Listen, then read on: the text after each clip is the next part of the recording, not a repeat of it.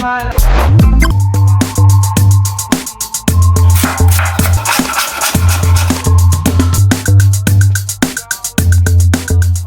to do is this.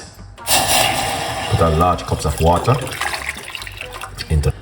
Alright, so we want the water, we want the cloves to soak off into the water first. Yeah, but you don't have to use so many cloves like what I'm using. You can just use a few. Yeah. Very beautiful and nice. A few tips I want to give you what you can also do at home.